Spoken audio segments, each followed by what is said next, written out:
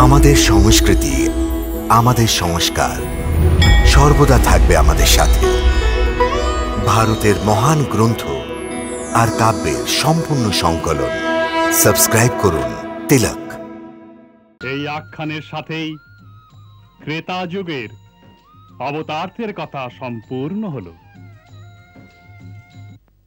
আমি আমার গুরুর শ্রীমুখ থেকে যা শ্রবণ করেছি যে দাপর যুগেও ভগবান অবতার নিয়ে আসবেন, কিন্তু তা কি রূপে হবে কারোরই জানা নেই।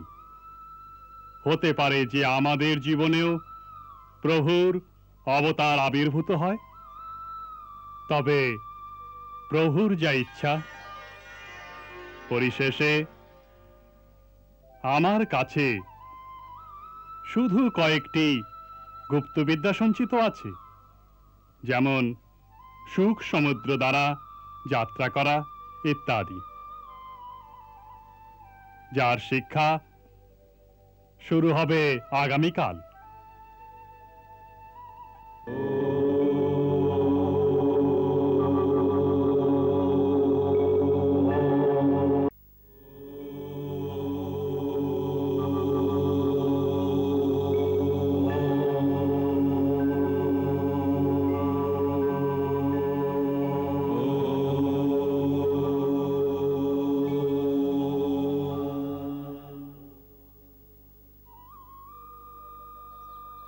আজ আমি তোমাদের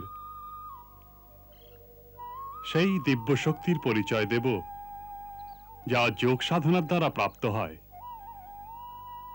মনুষ্যের শরীরের মধ্যে এক সূক্ষ্ম শরীর আছে, তার মধ্যে শক্তির 7 মুখ্য কেন্দ্র আছে।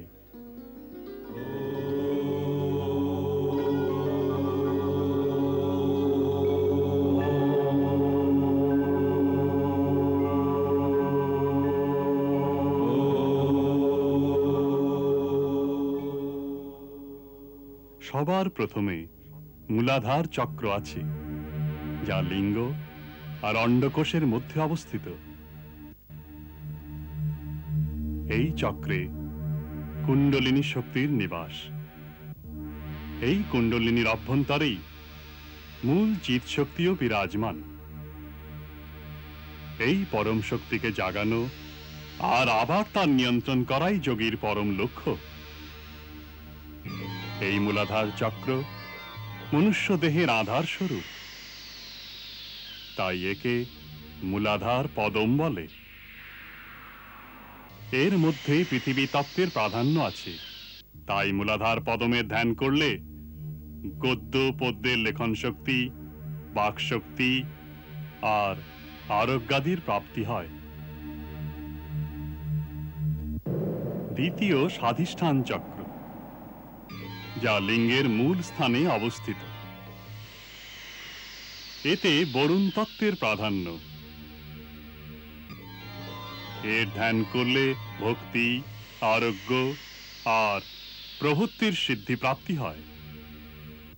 তৃতীয় মণিপুর চক্র, যা নাভিদেশে অবস্থিত। এতে অগ্নিতত্ত্বের প্রাধান্য। এর ধ্যান করলে আরোগ্য, ঐশ্বর্য এবং জগতের পালন আর বিনাশ করার শক্তি প্রাপ্তি হতে পারে।